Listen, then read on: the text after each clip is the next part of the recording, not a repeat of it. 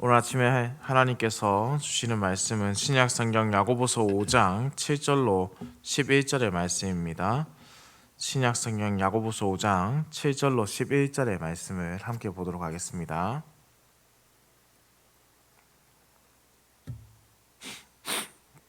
한 목소리 합독해서 읽겠습니다. 그러므로 형제들아, 주께서 강림하시기까지 길이 참으라.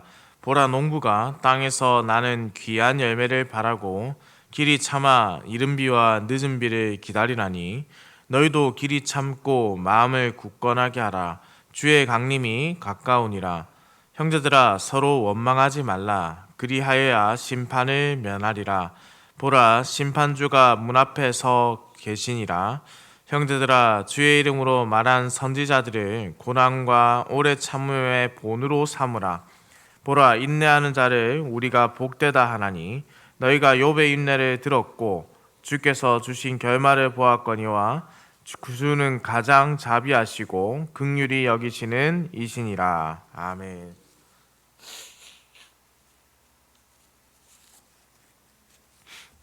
오늘 본문의 시작부에 보시면 매우 독특한 연결어가 나오죠. 그러므로라는 단어가 나옵니다. 이는 당연히 그래서 앞의 내용과 연관성이 있는 내용이라는 뜻이겠죠. 그렇다면 우리가 이런 접속사가 있었을 때는 반드시 앞의 내용을 다시 한번 살펴볼 필요가 있고 떠올려 볼 필요가 있습니다. 그렇다면 어떻게 이 그러므로라는 단어와 앞의 내용, 어제 내용이 연결되느냐? 바로 길이 참으라에서 먼저 발견할 수 있는데요. 어제 말씀에서 기록되어 있던 것은 부자에 대한 부분입니다. 이는 부자에서 착취당하는 것, 곧 불의한 부자와 그 부자가 착취한 악한 재물에 대해서 하나님의 심판이 있다는 것을 알고 가난한 자들에게 참으라라고 말씀하는 건데, 그리고 그 참는 것은 언제까지 있어야 하는가? 바로 주께서 강림하실 때까지, 이렇게 명제가 주어지죠. 특별히 여기서 이제 귀한 열매가 이른 비와 늦은 비를 받기 위해 기다린다라고 되어 있습니다. 이는 농부가 이른 비와 늦은 비를 맞고 열매 맺는 귀한 열매에 초점을 두고 있습니다. 곧 비 자체만을 기다리는 것이 아니죠. 바로 귀한 열매를 맺기를 기다린다는 뜻이죠. 비는 바로 귀한 열매가 맺히는 과정에서 주어지는 것입니다. 농사를 지어보신 분들이 계실지 모르겠지만, 농사 지어보신 분은 아시지만 사실 좋은 과실을 맺는 것은 농부의 영역을 벗어나는 경우가 상당수 많이 있습니다. 농부가 아무것도 하지 않는다는 뜻은 결코 아닙니다. 제가 아르바이트도 많이 해보고 직장에서도 일을 해보고 또 저희 아버지 과수원에서도 일을 해봤지만은, 제가 이때까지 해본 일 중에 가장 힘든 일을 뽑으라면 저는 농업이, 과수원을 돌보는 것이 가장 힘들었다 싶을 만큼 정말 힘들고 어려운 일이었습니다. 농부는 밤낮 없이 열심히 일을 합니다만, 물을 주는 것은 사실 농부의 영역의 밖의 일입니다. 물론 지금은 뭐 펌프를 가져와서 물을 끌어다가 뭐 이런 표현들을 할 수 있겠지만은, 지금 이 말씀은 과거의 일이고, 또 가뭄이 오래되었다라고 생각하면은 사실 그렇지 않잖아요. 펌프로 당겨올 수 있는 물이 한계가 있습니다. 그러니 여기서 또 이제 말씀하고자 하는 핵심은 무엇인가? 사실 모든 부분 농부가 할 수 있는 것은 아니라는 것이죠. 또 이런 적이 있지 않습니까? 열심을 다해서 과실이 아름답게 딱 맺혔는데, 실제 저희 집의 일입니다. 사과 과실이 너무나 풍성하게 맺힌 해가 있었습니다. 그래서 부모님께서 올해는 이 사과를 팔아서 어느 정도의 소득이 작년에 벌지 못했던 부분까지 벌겠구나 했는데, 추락이 전전날에 우박이 내려서 사과에 다 흠집이 생겨 팔지 못하게 되는 경우가 실제 저희 집에도 있었습니다. 열심히 농사를 짓고 농업을 하는데 태풍이 오기도 하고요. 이렇게 우박이 내리기도 합니다. 좋은 열매를 맺기도 전에 떨어지는 그런 병에 걸리기도 합니다. 그러니 여기서 말씀하는 핵심이 무엇이겠습니까? 그가 해결할 수 없는 부분이 있다. 그렇다는 것이죠. 그래서 스스로 이 모든 것을 이겨내고 해결할 수 있는 것이 아니기 때문에 기다려야 한다라는 것을 비유로 말씀해 주시는 것입니다. 그러면 어떻게 기다릴 수 있는가? 8절의 말씀이죠. 너희도 길이 참고 마음을 굳건하게 하라. 주의 강림이 가까우니라. 어떻게 참으라고 말씀합니까? 마음을 굳건하게 하고 참으라. 그리고 그렇게 하는 이유가 우리가 너무나도 기다리고 사모하는 주님의 강림이 가깝기 때문이다. 이렇게 말씀합니다. 우리가 이 세상의 모든 고통과 아픔을 인내하는 가장 근본적인 이유는 주님의 강림이 가깝기 때문입니다. 주님께서 강림하실 때 모든 악을 심판하시고 의인을 칭찬하실 것이기 때문입니다.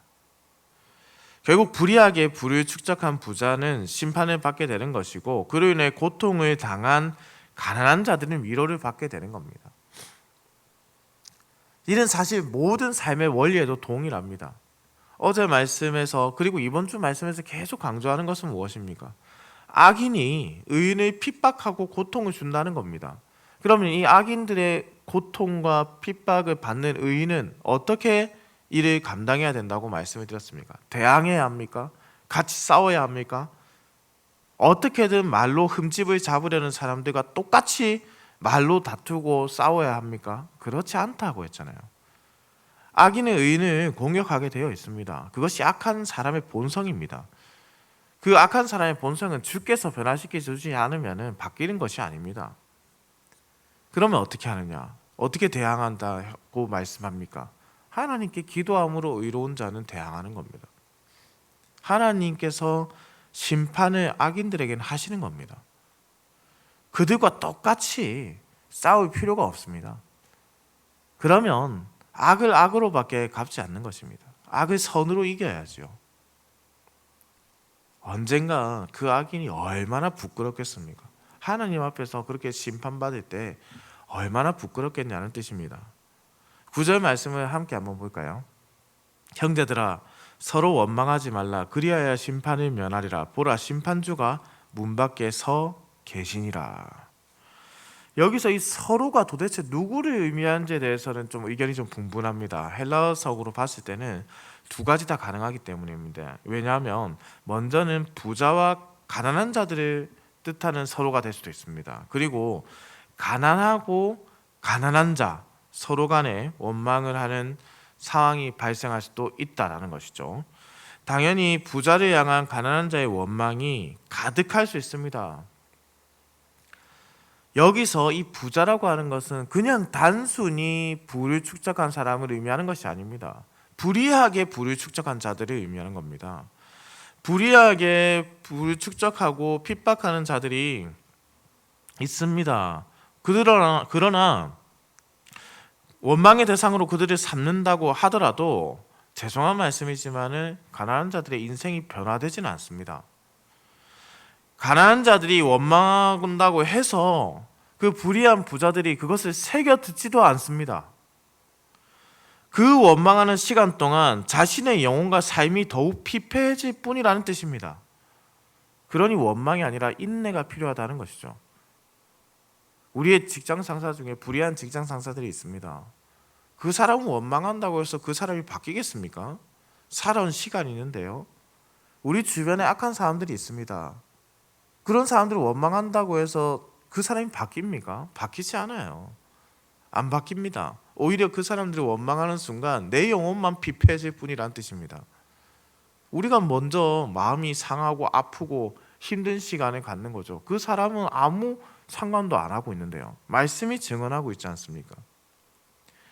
또한 가난한 자들 서로가 원망하는 것은 가난한 자들 서로가 서로를 원망하게 된다면 이는 서로를 미워하고 시기하게 되는 죄를 범하는 겁니다.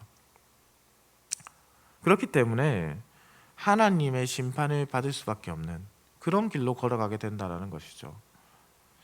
그러므로 우리는 어떻게 해야 하는가? 다시 원래대로 돌아가죠. 바로 인내하라.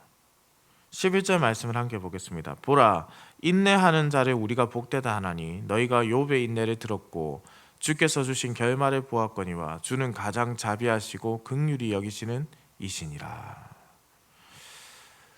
욥의 인내를 모델로 지금 야고보가 제시하고 있습니다. 욥은 견디는 인내를 통해서 많은 복을 받은 자이지요.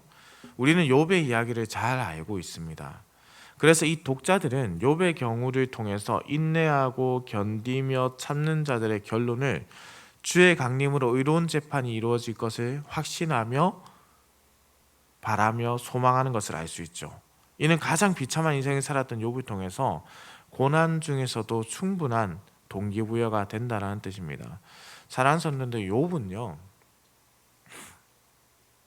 우리가 욥에 대해서 많은 부분 착각하지만 첫 번째로 가장 크게 착각하는 것이 욥도 결국 죄인이었다며 욥의 의로운 삶 자체를 부정한다라는 겁니다. 욥은요, 당대의 의인 중에 의인이었습니다. 그가 얼마나 참된 의인이었냐면 고난 중에서도 그가 바랬던 것은 하나님의 의로운 통치였습니다. 하나님을 믿는 의로운 자가 고난당하는 것이 바람직한 것입니까? 하나님께서 그것을 증언해 주십시오라고 간구하는 욥의 모습이 나타납니다. 그러니 그의 기도의 핵심은 무엇입니까? 나의 이 모든 고통에서 벗어나게 해달라라는 그것이 주된 것이 아니라 하나님의 공의로운 통치가 주된 것입니다. 그 기도가 우리의 본질적인 모습과 우리의 모습과 본질적으로 좀 다르죠. 하나님은 욥의 고난을 통해서 하나님의 의로운 통치를 나타내십니다. 그런데 어떻게 나타내셨느냐? 바로 욥을 만나 주셨다는 겁니다. 욥이 그토록 바라던 의로운 재판관이 욥 앞에서 그에게 무엇을 원하시는지를 말씀하는 장면이 욥기에 등장하지 않습니까? 그리고 그 의로운 통치의 재판관이신 하나님께서 말씀하실 때에 욥은 자신이 얼마나 터무니없는 것을 바라며 소망했는지를 깨닫고 회개하는 모습이 보입니다. 사랑하는 성도님들, 욥의 모습은요, 이렇게 일관성 있게 신자의 모습입니다. 신자가 아닌 사람들은요, 말씀을 들었을 때 회개하지 않고 공격을 합니다. 내가 뭘 잘못했습니까? 하나님 그래도 이렇게 하시면 안 되죠. 하나님은 어떻게 살아계시다면서 이런 악행을 저지르십니까? 아니요, 그렇지 않습니다. 하나님의 생각이 틀렸습니다 라고 말하는 것은 사실 신자의 모습이 아닙니다. 말씀은 자신들이 받는 겁니다. 우리가 가난하건 불의하게 재물을 축적한 자들이 있건 이 말씀은 각자에게 주시는 말씀으로 받아야 합니다. 불의한 부자들을 보면서 그 사람들이 이 말씀을 들어야지 하는 순간부터 우리는 악한 마음이 생기는 겁니다. 우리에게 주신 말씀을 받아야 한다는 것이죠. 사랑하는 흥덕강상교회 성도님들, 오늘 우리는 야고보서에 그러면 이 말씀을 통해서 무엇을 배워야 되겠습니까? 부자가 되지 말아야 한다 이런 뜻입니까? 그럼 너무 좀 서운하잖아요. 부자가 되고 싶은 것이 사람의 본질이고 마음인데 돈을 사랑하는 것이 아니라 지금보다는 조금 더 여유 있는 삶을 살고 싶은 것, 그리고 솔직히 말씀드려서 내가 아니라 우리의 자손들은, 우리 아들, 딸들은 나보다는 조금 더 윤택한 삶을 살겠으면 좋겠다라는 것이 부모의 마음 아닙니까? 여기 계신 분들 중에 내가 자녀보다 잘 살아야지 이런 분은 안 계시잖아요. 그런 생각하는 사람이 세상에 어디 있겠습니까? 그러면 반대로 가난하게 사는 것이 행복한 것이다? 사실 이렇게 해버리면요, 우리는 이 말씀을 아주 단편적으로 곡해해서 받아들이게 되는 겁니다. 제가 앞서 말씀드린 바처럼 먼저 불의하게 재물을 축적하는 일이 많았던 그 당시 상황을 먼저 이해해야 합니다. 야고보는 대다수의 많은 부자들이 불의하게 부를 축적했다는 것을 느끼고 있는 상황 가운데서 이 말씀을 썼습니다. 가난하고 힘든 자들을 그들이 보살펴 주지는 못할 망정 학대하고 빼앗았다라는 것입니다. 이것이 믿음을 가진 신자들의 삶의 태도라 할 수 있는 겁니까? 그렇지 않다라는 것이죠. 그렇기 때문에 그러한 부자들을 책망하면서 너희가 가난하고 힘든 자들을, 연약한 자들을 보살펴 주라라고 말씀하는 겁니다. 그 말씀의 대상이 누구냐? 바로 신자들을 향해서 하고 있는 거예요. 세상의 사람들은 변화되지 않는다는 겁니다. 이 말씀이 신자들에게 지금 주어지고 있습니다. 너희가 과거 불의하게 재물을 축적했다면 회개하고 돌이켜서 주의 말씀을 받으라. 나 혼자 먹고 살기에 급급한 인생으로 살았더라면 이제는 회개하고 돌이켜서 나눠주고 섬기라. 그것이 우리 주 예수 그리스도께서 보이셨던 모습이 아닌가라는 것이죠. 가난한 자는 그러면 가난하게 살면서 주님이 다시 오시기만을 기다려야 합니까? 그렇지 않습니다. 끊임없이 자신의 삶에서 노력하고 헌신하는 것이 필요합니다. 열심을 다해서 나에게 주어진 상황을 벗어날 수 있도록 발버둥 쳐야 됩니다. 게으르게 놀고 먹으면서 가난을 투정하는 것은 하나님께서 결코 원하시는 것이 아니라는 뜻입니다. 넋을 놓고 기다리는 것이 아니라 최선을 다해 나에게 주어진 과업을 다하면서 최고의 열매를 맺기를 소망하면서 하루하루를 살아내는 것이죠. 주님께서 다시 오실 그날 오셔서 이 가난한 자들에 대해서 위로를 해주셔야 하는데 악하고 게으른 종이라는 책망을 하게 하는 모습이 우리에게 있다면 그건 너무나도 미련한 자의 결말이 아니겠습니까? 사랑하는 성도님들, 저는 이 어제의 말씀과 오늘의 이 말씀을 연결해서 이렇게 정의하고 싶습니다. 오늘 우리에게 주어진 삶을 최선을 다해서 살되 주님이 주시는 은혜를 감사로 받으며 은혜를 흘려보내는 자가 되기를 바랍니다. 우리에게 주어진 삶은 참으로 감사한 삶입니다. 이 감사한 하루를 누구를 향한 시기와 분노와 짜증을 가지고 살아간다면 이건 너무나도 불행하고 가슴 아픈 삶이잖아요. 이 삶이 오늘 하루가 기쁨이 되고 감사가 되어야 되는데, 은혜가 흘러가야 되는데 은혜를 막아서는 마음들로만 가득하다면, 사랑하는 성도들, 그것이 어떻게 교회 성도들이 가질 수 있는 마음이라고 할 수 있겠습니까?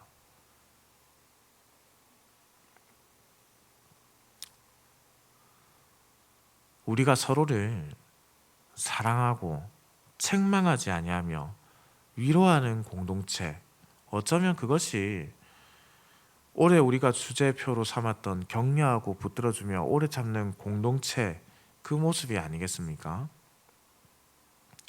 이제 무더운 여름이 거의 끝나갑니다.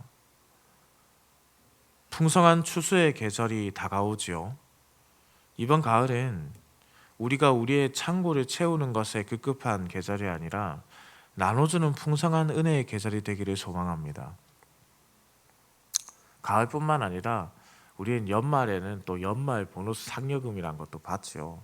그것 또한 우리가 우리 자신을 단장하고 꾸미는 것이 아니라 어찌 보면 이번에 가을에는 사랑하고 나누는 시간으로 이번 겨울도 보내면 어떻겠습니까?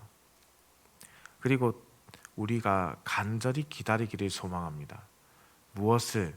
주님의 강림이 멀지 않았음을 믿으며 기다리십시오. 의로운 자에게 복을 주시며 영원한 기쁨을 주실 주님을 기다리시기 바랍니다. 그래서 기쁨과 감사가 넘치는 하루가 되기를 소망합니다. 사랑하는 성도님들, 어제 제가 말씀을 맺으며 권면을 드렸지요. 오늘 하루 정도는 나눠줄 줄 알고 한 사람이라도 사랑을 좀 증거해보고 전해보라라고 했는데 한번 실천해 보셨습니까? 만약 하지 않았다면 오늘은 한번 해보십시오. 어제 제가 말씀을 전하고 이제 그렇게 사랑을 몇몇에게 전했는데요, 참 마음이 따뜻하고 감사합니다. 물론 자신의 통장의 잔고들은 줄어가겠죠. 그러나 그 작은 나눔이 기쁨이 되고 그 받는 사람에게 웃음이 피어나고 감사가 넘쳐나고, 그것이 교회 공동체, 신앙 공동체가 가져야 하는 삶의 모습이 아니겠습니까?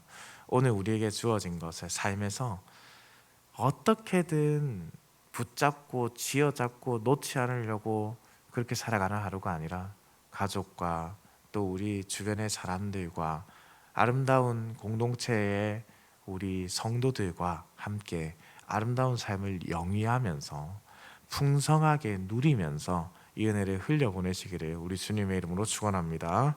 기도드립니다. 사랑과 은혜가 풍성하시며 인간의 생사화복을 주관하시는 천지를 창조하신 살아계신 우리 하나님 아버지, 생명의 하루를 우리에게 허락하시고 이렇게 아침에 깨워 주의 전으로 불러주시니 감사와 찬송을 올려드립니다. 오늘 우리에게 주신 이 생명의 하루를 온전히 하나님의 기쁨과 하나님 나라를 확장하는 일에 쓰임받을 수 있도록 인도하여 주옵소서. 하나님 아버지, 우리의 삶은 경쟁하고 남을 짓밟고 올라가야 하는 치열한 세상 속에 있습니다.